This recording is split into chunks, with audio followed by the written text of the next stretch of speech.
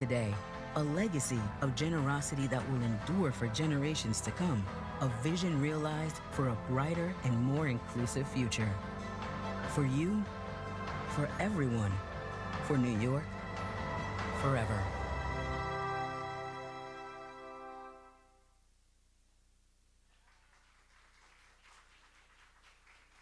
Wow, so good evening. My name is Amy Freitag, and I have the incredible honor of serving as president of the New York Community Trust.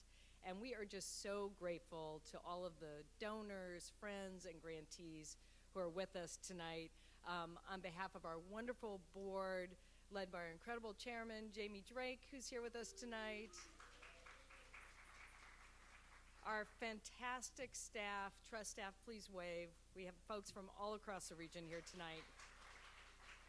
We just really want to thank everybody for joining us here tonight in this incredible place. We have so many wonderful guests here tonight, but I want to do a special shout out to our friends from the Staten Island Foundation, Laura Jean Waters, her wonderful board member, Allie Steinman, a friend of long standing. So we could not be more proud than to be here tonight in Staten Island celebrating 100 years as a community foundation serving this great borough, Brooklyn, the Bronx, Queens, Long Island, Westchester, and that outer borough, oh yeah, Manhattan. Yes, that's right. This 8-county region is home to 12.4 million New Yorkers, and we have been your community foundation for the past 100 years, and we'll be here for the next 100 years and beyond, and that's why we're here to celebrate. So, and what better place than this incredible institution, the beautiful Noble Maritime Collection. I want to invite Ciro Galeno, the executive director, who tells me he has been here stewarding this institution for a very long time, just to say a few words of welcome and to tell us a little bit more about this special place. Get out of here. Good evening and welcome to the Noble Maritime Collection. I'm the Executive Director, Ciro Galeno Jr. The Board of Trustees and I are honored and grateful that the New York Community Trust selected our historic building for this centennial celebration. I congratulate the Trust on their 100th anniversary, and I thank Amy and her team. It is also appropriate that tonight's topic is climate change and coastal communities, particularly as we approach the 12th anniversary of Hurricane Sandy later this month. Staten Island's relationship with the water is integral to the work we do here at the museum in service to the community. The museum's namesake is John A. Noble, a 20th century artist and sailor. He used his art to document his experiences working in the maritime industry in the last days of age of sail. Printmaking was his preferred medium, so that many people can afford to own a piece of fine art, as he was sensitive to the struggles of the working class, particularly in the maritime industry. As a sailor, Noble had much in common with the men that lived here at Sailor Snug Harbor, and he visited them often. Therein is the overlap between the two histories that this museum interprets. Sailor Snug Harbor was founded by a will written by Alexander Hamilton in 1801 for Captain Robert Richard Randall. It served as a home for retired and disabled mariners and was one of the first charitable institutions of its kind in this country. The first building opened in 1833, with ours following in 1844. For the next 132 years, this building served as a dormitory with common rooms such as this hall and the writing room, which has a Victorian ceiling mural that was restored last year through the generosity of the Versailles Givernet Foundation. And at the other end of the hall is Noble's houseboat studio, which is restored to its appearance in 1954 when it was featured in National Geographic magazine. The Treasures of Sailor Snug Harbor exhibition on this floor showcases the art original to this institution, and it interprets its association with the nation's founding fathers and ideals. On the second floor is an example of a sailor's bedroom, as well as classrooms, one of which contains the latest addition to our collection, a 9-foot model of the Titanic. The library on that floor currently houses the preview exhibition for the 36th annual John A. Noble Art Auction fundraiser, which takes place on Friday, November 15th. And on the third floor is an unrestored room that speaks to the incredible adaptive reuse project led by the Noble Crew, a community volunteer corps, which reimagined this National Historic Landmark as a museum in the 1990s. So as beautiful as this building and the objects in our collection are, we see them all as testaments to the stories of people that went before us, and that is our curatorial focus. Noble has an interesting body of work in this hall which documents how desperate New Yorkers during the Great Depression turned to the waterfront for resources such as remnants of coal, wood, and metal. We are also proud that our home, Building D, was home to the black sailors that resided at Sailor Snug Harbor, and that inspired curator Megan Beck to research the lives of people of color who lived and worked here. What she has uncovered will result in a more accurate and inclusive historic narrative, particularly once the new exhibition, Daily Life of Salisbury Harbor, opens next spring. And I am also so proud of the work of Director of Programs Dawn Daniels, who brings meaningful arts education programs to nearly 4,000 school children of all ages and abilities each year.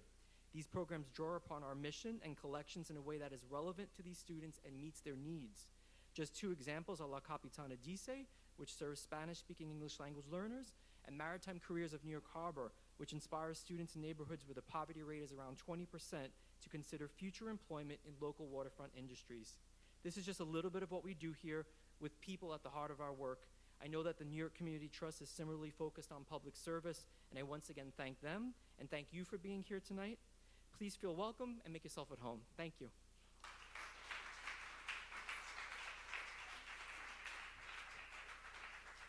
Wow, thank you, Ciro. So, as all of you know, Staten Island is our greenest borough. Your parks and open spaces tell, just as Ciro was just saying about this place, tell an incredible story about both people and place. So as a former parkie, actually as a lifelong parkie, I have a very personal attachment to this history. As some of you know, I used to head the Historic House Trust here in New York City, and I had many a great adventure all the way at the very tip of Staten Island at Conference House Park, to Richmond Town, all the way to the Olmsted Beale House. I had a front row seat to watch the Alice Austin House go from being a place where we sort of told the story of the Gilded Age of New York to now being this heroic, one of the very few National Historic Landmarks celebrating LGBTQ culture in America. The Trust has recently been able to make grants at Alice Austin around intergenerational photography and storytelling, and our recent grant to the New York Restoration Project created the first ever queer ecology garden on its grounds. I was also witness to some of the important early grants that the Trust made at Fresh Kills, turning the world's largest landfill into one of our most innovative parks in the world. The Trust made an early planning grant in 2011. And finally, here at Snug Harbor, the Trust supported the Staten Island Museum to digitize and make publicly accessible genealogical records, many of which documented African American history here on Staten Island. So in the past 30 years alone, the Trust has made grants totaling more than $15 million to organizations either on Staten Island or serving Staten Island. And that's from everything from arts to environment, from education to health. And we are perhaps, thank you.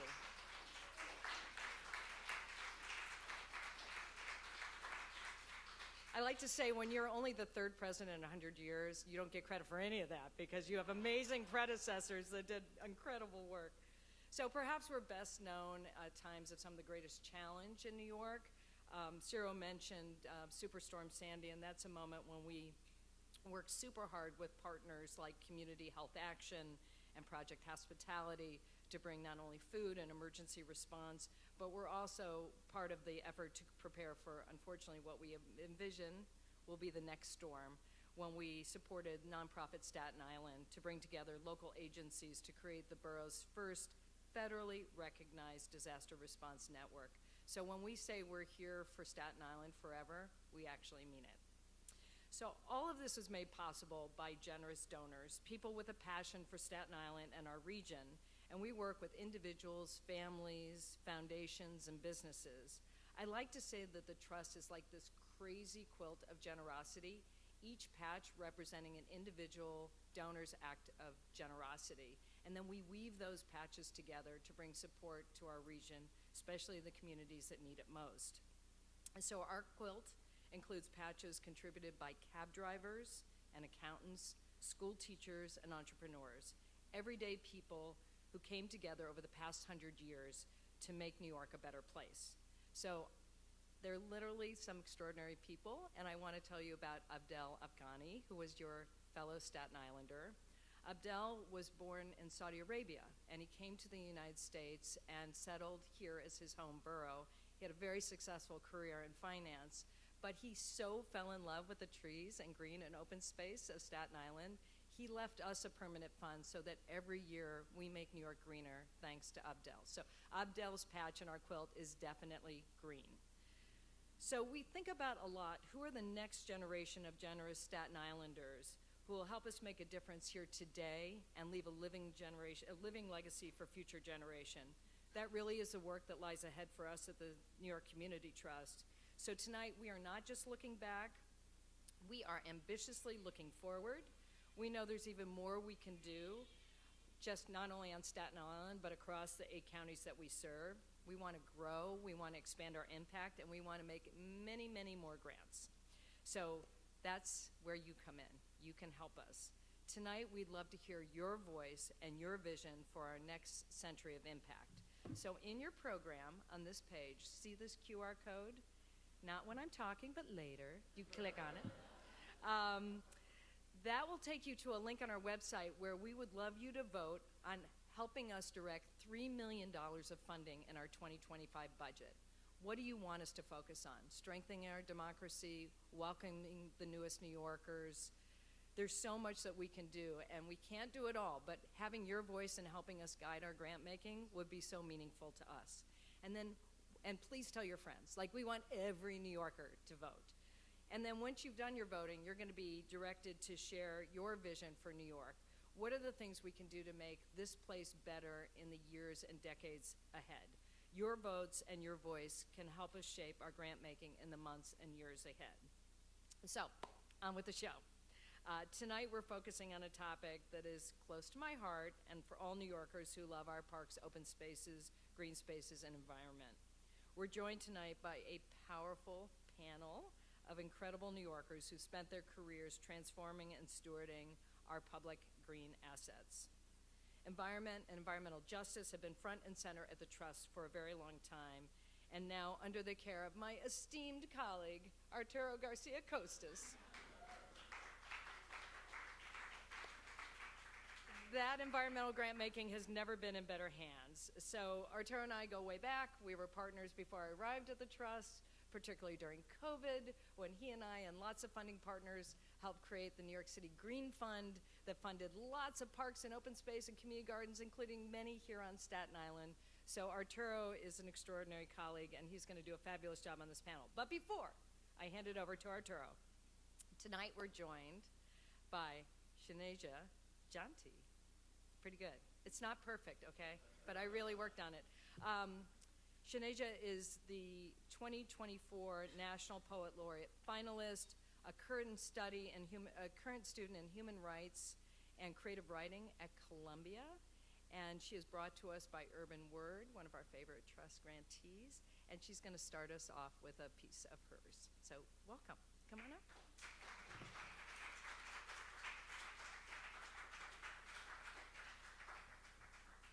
Hi, friends. Before we start, I just wanted to give you guys a little information on slam poetry etiquette. So if you hear something you like, you can snap, you can say, you can laugh, you can giggle. Like, don't be afraid to make noise while I'm speaking. Action required. Your employment status update. Dear Mother Nature, this email serves to inform you that your employment is terminated, effective immediately. After a thorough review of our operational needs, we have found that you're no longer essential. While we respect your long-standing relationship with the Earth, our recent expansions in urban development have led us to reassess your role. Your earlier contribution, oxygen, water cycles, and golden hour selfies, are now outdated in light of our new business model. You see, our skyscrapers now locate heaven with a speed and precision that outpace your natural offerings. Moreover, we've received troubling reports. The land has formed a labor union. The skies are picketing, demanding rights we simply don't recognize. The sun, apparently, has turned radical, shadowing Nat Turner, taking notes of the Stonewall riots instead of just, shining. And the ocean, hosting teach-ins, orcas overthrowing ships, even the rats are claiming squatters' rights, and now the wind wants to reclaim herself and our umbrellas. This kind of disorder is not aligned with our standards, and it's certainly not in this year's budget. Please be informed that last year's flooding of Christopher Street Station and Heat's unauthorized encampments established on human skin are serious disruptions. We encourage compliance with company protocols to prevent further escalations. Furthermore, please know, we've been repurposing past unionizers, like Martin Luther King and Malcolm X. Black turns into marketing gold if you just shoot it from the right angle. Streamlining their legacies has proven effective, and per our last email, employees who cannot be efficiently managed become liabilities, are simply turned ancestral, efficiency at its finest. Your recent memos on sustainability and urban adaptation, noble but not aligned with our vision. Our mission statement is clear. We build atop bodies, not around them. Your contract explicitly required you to be those bodies. What seeds do you think the root of all evil grew from?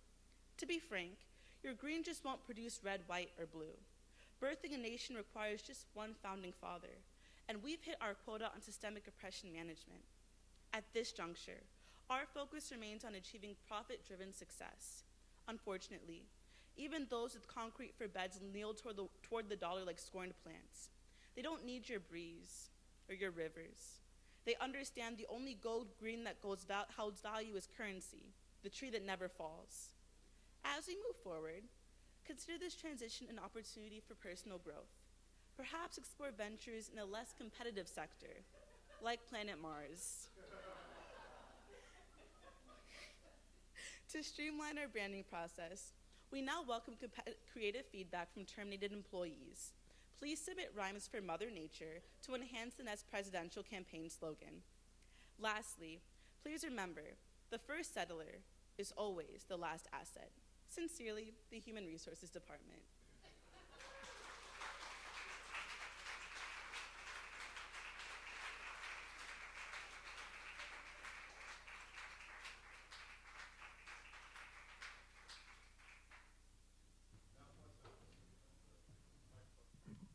That was fabulous because I always wanted to grow up and be a spoken word poet, but like, so I'm going to go ahead. Oh yes, I'm going to bring them up. Why don't my beautiful set of panelists join me up on the stage right now, and we'll get right to it.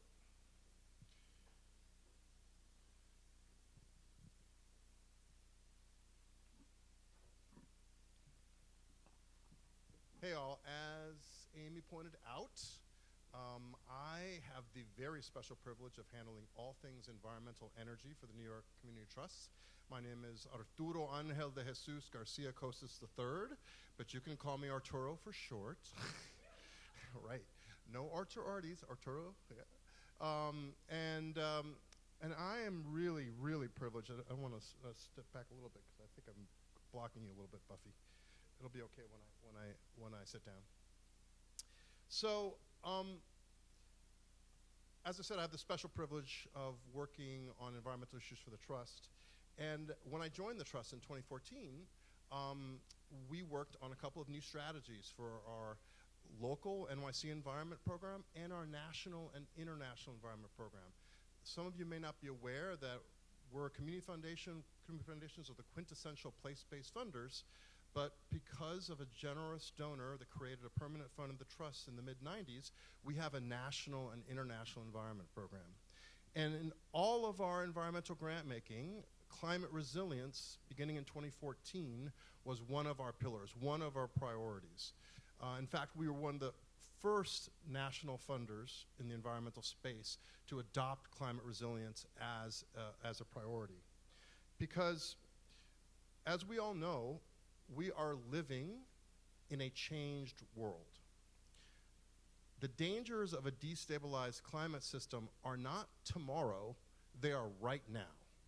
So like most Americans, I have been feverishly tracking what's happening with Hurricane Milton in the Gulf of Mexico, which overnight, within 12 hours, became the fifth most powerful storm in the Atlantic in history, in recorded history.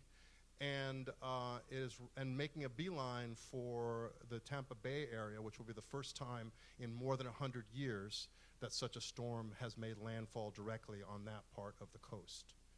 So our thoughts go out to everyone that is preparing for this moment. And as our host made clear, Staten Island can very much relate.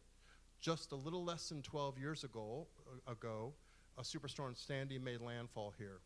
And Staten Island was one of the hardest hit regions. In fact, half of the people that we lost in New York City were Staten Islanders. And so Staten Island dealt with or suffered a 20-foot storm surge at that time. And while rebuilding efforts took a lot longer than they should have, in a lot of ways they exemplify kind of the kinds of resilience investments and the path forward that we really need to talk about, that we're going to be talking about today. For example, just a couple weeks ago, the Living Breakwaters project was declared complete. This $111 million project in the Raritan Bay and on the South Shore that really looks at creative ways of breaking up the energy from storms, from storm surge, from wave action, at the same time creating ecosystems for oysters and other things. And then you also have the Oak Beach area. When I was working for the Office of Environmental Justice for the state, I got to visit Oak Beach, which was basically a community of cottages in that part of Staten Island. The state successfully persuaded the residents to buy them out of their properties, and they assessed the properties at pre-storm values, and now they have torn down that area and have made it into open space, which is going to help the resilience of Staten Island. So the city is investing hundreds of millions of dollars in a climate resilient waterfront right now in Staten Island, and through the North Shore Action Plan. And there's going to be a 5.3-mile seawall that is being designed that will be designed for a 300-year storm. So Staten Island is on the front lines, literally on the front lines when it comes to coastal climate resilience. And because place is so important, I was really moved by walking through this space here, thinking about the fact that it is dedicated to sailors, because sailors, frankly, are amongst the most resilient individuals on the planet, quite frankly. And I'm going to ask each of our panelists in a moment to award an Inspirational Resilience Award for some community or individual that has an inspiring story of resilience that has been inspiring to them. For me, I'm going to award it as a Puerto Rican Cuban to the people of Puerto Rico who have proven their resilience over the last few years as they try to recover from Superstorm Sandy in the face of really neglect by the federal government, and have repeatedly persevered even as they pay the highest electricity prices for the least reliable power in the hemisphere. So with that, I am going to ask each of our panelists now all of you guys have read the program, so I'm not going to go through their bios because it is an incredibly stellar panel. In fact, I have to say, this panel absolutely embodies from the local to the global in so many fantastic ways. We've got Buffy and Sophia, who are both, I know, quite active in global issues of various types. Sophia is a UN Human Rights Ambassador. Buffy is one of our donor advisors at the Trust and does various grant making, including a focus on the Galapagos and other parts of the world. And then you've got Sarah, Charlotte Powers, and Renee Reynolds, who both view things both from the very local, hyper-local level to the regional level to the national level. So I'm going to go ahead and start with you, Sophia. Can you perhaps, first of all, say a little bit about yourself and what brings you here, and also share, if you would, some inspiring story of resilience that we should think about tonight. For sure. Thanks, Arturo. Hello, everyone. Hello. Well, what brings me here? Who took the Staten Island ferry here tonight? Anyone? Yes. Okay. Honestly, that's what brings me here. But truly, Can I just say that I love New York so much because as I was standing there on the Staten Island Ferry, I haven't taken it in about 7 years. I live in Brooklyn. I work in Manhattan.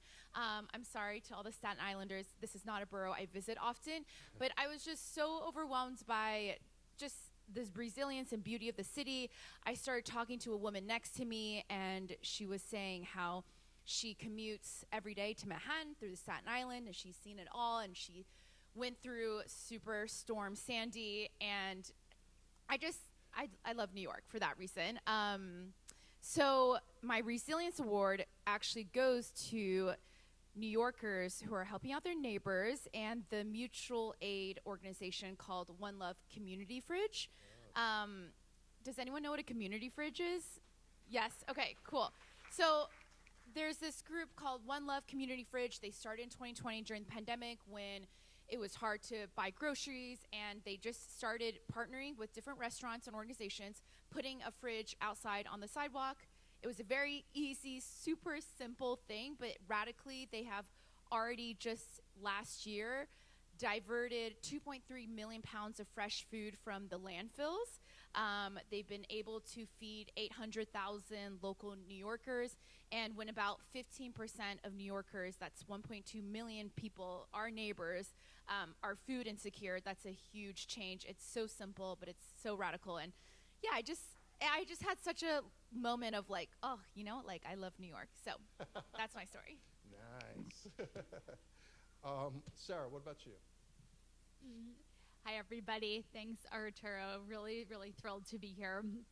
I'm Sarah Charlotte Powers. I'm the Executive Director of the Natural Areas Conservancy, and my story of resilience actually has to do with sort of the timing of Superstorm Sandy. So our organization launched in June of 2012, and in later that year, as folks know well, Sandy hit New York, and as a nascent organization that had been formed to elevate awareness about the power and potential of natural areas for helping us to think about resilience, we were in this really kind of mind-bending opportunity and catastrophe of thinking about kind of the impact of the storm. And the resilience sort of award that I wanted to shout out was the tremendous power of partnerships between the public sector, the private sector, and philanthropy. So just days after the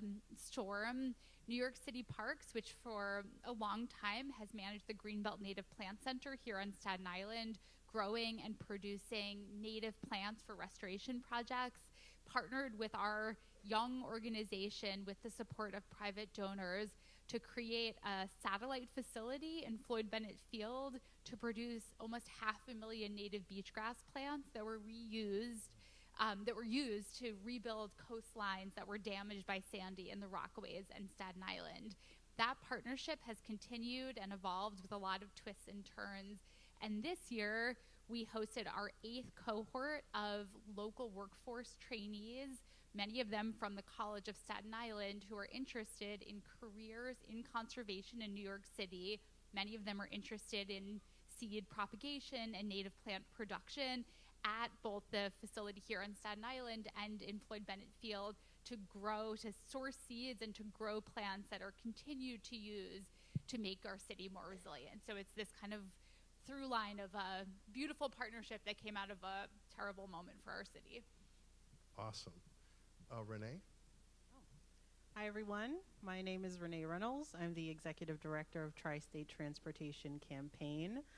I'm an island girl. I was born in Jamaica, and my family migrated to the United States in a year I will not mention because that will age me. But my Resiliency Award, I think, is going to go to a community that's near and dear to me, the Rockaway Peninsula. I moved to the Rockaways after Hurricane Sandy. Actually, my parents moved there the year of Hurricane Sandy, and I moved after, and it became an enigmatic place in my mind. And at the same time, I was going to grad school and studying the theories of urban practice. So I affectionately became the Rockaway girl because all I talked about in school was the Rockaways and what we needed to do to support that community. And right out of grad school, I was hired by the New York City Urban Field Station, the Forest Service Urban Field Station, to work on a project called the Landscapes of Resilience. That project focused on a public housing complex called Beach 41st Houses that had been devastated by Hurricane Sandy. There was a linear community garden that folks had used to feed themselves, you know, and to support their families, and it was destroyed. And so in partnership with NYCHA, the Forest Service came in, invested in the community, and rebuilt the gardens. And I'm happy to share a story that I was actually able to eat kimchi that was fermented in one of those gardens. It was fantastic. It's a community that I love so much, and I wish more people spent more time in the Rockaways. And there's so many parallels, you know, between the Rockaways and Staten Island, and being one of those frontline communities. So that's, I think, one of the most impactful places I've ever lived, and so they get my award. Love the hyperlocal there. Buffy? So as Arturo mentioned, I work globally, but I think it's important to know where the motivation and the passion to do environmental work at whatever level you work comes from. And for that, I'm going to share a story about my childhood, which was on the Chesapeake Bay. I grew up 6 generations buried in the same little tiny town in Maryland. My husband's from Hong Kong. He's terrified of this. He thinks that's the strangest thing. He's like, don't you people, like, how are you all from here? Well, so when I was very young, I remember going out on a Saturday in the summer with my dad, and my whole family would get in a little it was actually a 3-horsepower engine that belonged to my great-grandfather that still runs, because we're those people. And so I remember when the tide would be getting lower, that I'd have to stand in the boat because there were so many blue crabs that would run over the sandbar. And that was in the early mid-70s. And by the early 80s, we never saw that anymore, and it got to be very difficult to see crabs. And my dad, who had grown up there and has, you know, obviously everyone from that family, there was an auction that used to take place every Wednesday. And my dad sometimes, he never took a vacation, but he would take Wednesdays off. And he would take Wednesdays off, especially in the summer. And we'd go very early. I did not like early, but we would go very early. And I remember on one occasion in particular where he had been so excited to spend the whole day at the auction. And we got there, and at 7:30, they started selling animals. And they were selling 2 soda trays full of female soft crabs that were gravid with eggs. And my father, who was not an emotional man and did not spend money unwisely, paid whatever he needed to buy those crabs, and packed us all back up in the car and drove us back to the river. And we spent the whole day putting those crabs back in the water and making sure that they were going to have those eggs in our part of the river where they belonged. And so that's literally the essence of where resilience first came into my world, was on a very visceral, a little confusing, because I knew my dad wanted to do something else that day, but that was so much more important that that's what we did, and that's what I still do. Wonderful. What? So as I said, the Trust has made climate resilience one of our priorities. And as Florida prepares for landfall of the 2nd major hurricane in 2 weeks' time, it's clear that climate chaos is intensifying. So I'm going to direct this question initially to you, Sarah, but I'm going to welcome other of our panelists to weigh in. What do you think are some of the most significant challenges and impacts that cities are already experiencing because of accelerating climate change, and how should they respond to these new realities? Just a little question. 3 minutes, I gotcha. Well, you know, I was thinking about this question in advance, and I was looking over some materials, including a new interactive atlas that was recently released by Rebuild by Design, which is an organization that formed after Sandy to weave together design professionals and community input. And I have this stat here because I was so struck by it. Between 2011 and 2023, 91% of congressional districts in the United States experienced at least one federally declared disaster related to climate or weather. And over 3 million people during that time period within the United States were permanently displaced from their homes. So we are thinking about kind of the impact of climate at this huge scale, but we're also, I think, reminded that every climate catastrophe is a local catastrophe, and that we are both needing to kind of think about and plan at the scale of our entire planet, but also at the scale of our individual communities and neighborhoods. In the United States and in New York City, 80% of our residents live in urban areas, and extreme heat and intense and more frequent storms are the two impacts that we are seeing locally that directly tie to climate change. So I thought I would mention kind of one initiative related to each of those.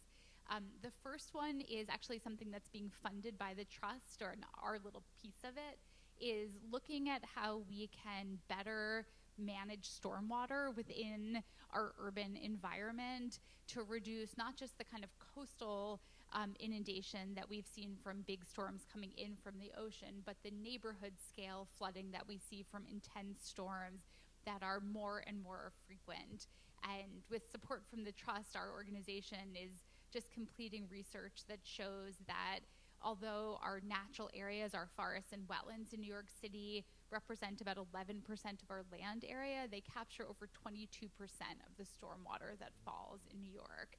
And we're seeing a lot of really innovative work weaving together scientific expertise and policy expertise to think about how we can retrofit our built environment and incentivize making private property more sponge-like and more resilient. So I feel encouraged by that. The pace needs to be faster and the challenge is large.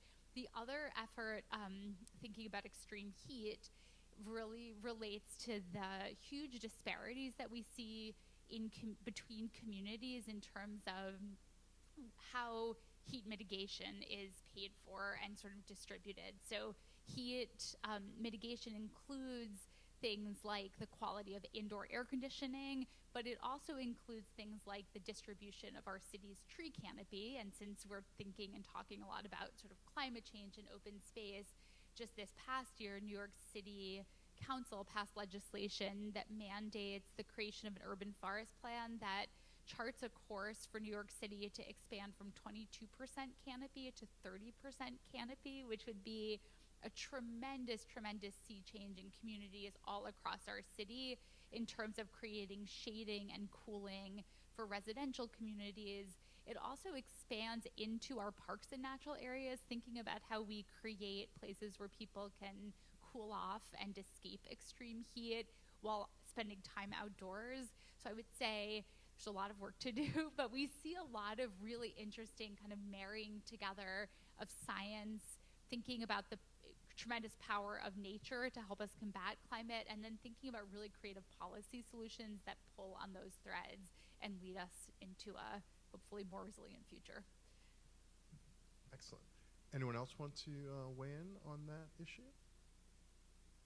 No? Well, I love a green roof. Me too, actually. Sorry, that's very not super scientific, but I love a green roof, and they help. Well, the trust is supporting green roof efforts across the city, and there's some great tax breaks. Those of you guys who have a apartment building, check out the tax breaks for green roofs right now. So why don't we move to the next question? One of the key ingredients in NYC's recipe for success is our mass transit system, and which unfortunately is already experiencing a variety of negative impacts associated with the climate chaos we're all experiencing. Renee, as our resident transportation nerd, what do you what do you think our key vulnerabilities are with respect to the city's transportation system, and what challenges are on the horizon? Oh, the challenges are many, but I think I'll start with a positive note, right? The positive note that I can mention is that in New York City, thankfully, we're gifted with the largest mass transit system in the nation. We have the largest bus fleet. And so for that piece of positivity, I think we can't take it for granted. I think the other one positive note that I will mention is that from my observation since 2017 at least, at the leadership level within the MTA agency, we've had leadership that has embraced or been open to innovation, a commitment to reducing greenhouse gas emissions from the system by electrifying the bus fleet. And that's a campaign that I fought for when I was at the New York City Environmental Justice Alliance. I've continued to fight to see us reach that horizon by 2040. Now, to the vulnerabilities. Unfortunately, the reality is that our transportation system is vulnerable in many, many points. We're vulnerable to extreme heat, as Sarah mentioned, and that was evident in 2017 after the Summer of Hell, where persistent high temperatures led to the meltdown of our system. We're vulnerable to storm surge, and that was made evident during and after Hurricane Sandy, and most recently in 2021, when the remnants of Hurricane Ida flooded the system. We're regionally vulnerable in that the Metro North system, 50% of the system's tracks are at sea level. And so that makes it really vulnerable to coastal flooding. And that percentage is going to increase as sea level rises.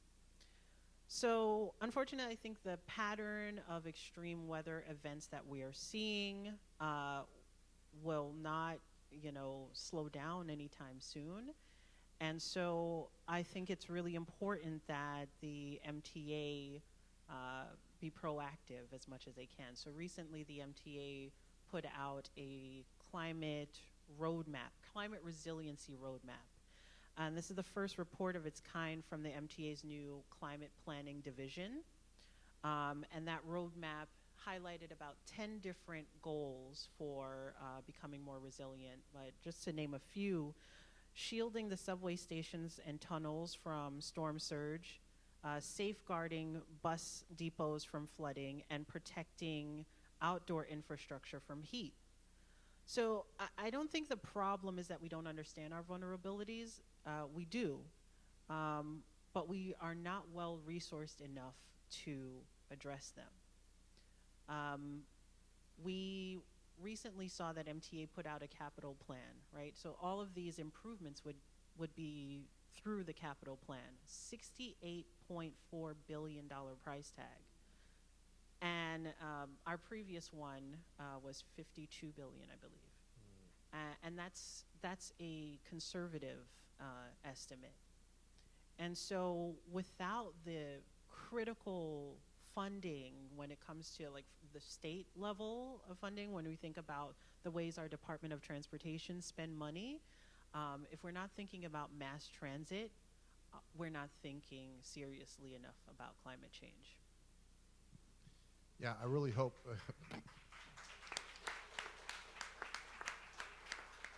I really hope protecting riders from the heat on subway platforms is on that list, because I literally have seen half a dozen people faint and pass out from heat in subways over the last decade. Any other comments about the mass transit system or any kind of infrastructure actually that you think is being tested at the moment?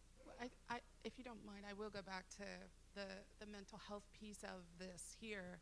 I think so many people depend on mass transit, and COVID scared a lot of people off of it, and that's putting a lot more people on the road, which is causing a lot more mental health issues on top of it, because it used to be that you could just go out and get on the subway and not have to worry about where you're going to park or how much it's going to cost. And I'm on the board of the EMS FDNY Help Fund, and I know that our first responders are dealing with more traffic, which is increasing their time getting patients to hospitals.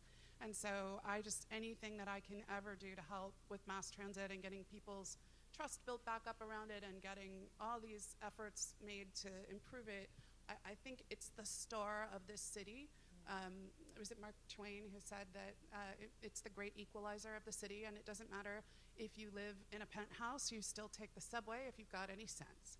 And so, because you're gonna get there faster. So I just wanted to mention that it's not just about whether you use it or not. It's about the way that collectively we see our system. Anyone else? Okay, so as we know, climate change touches on so many other areas: housing, food, human rights, workforce, biodiversity conservation. Yet, since the Earth Summit, climate work has been so often siloed. We have a bunch of intersectional thinkers on this panel here. So let's start with you, actually, Buffy. How do you think we should approach the cross-cutting nature of the climate challenge in an intersectional way? So my husband is a startup guy from way back in California, and so I've lived with him for 30 years, and we've been angel investors in a way that isn't the VC thing that's just happening now. And one of the things that we've learned from watching so many people with great ideas start a company and grow it into something that sometimes works and sometimes doesn't, and doesn't for so many different reasons.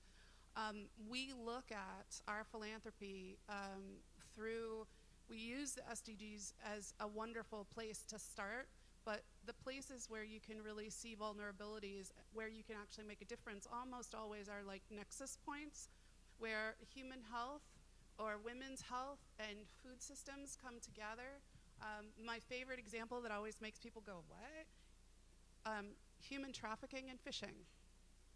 Like, that's just a very specific place where you don't think that there's slavery at sea. The tuna that you're eating, was it caught by a slave?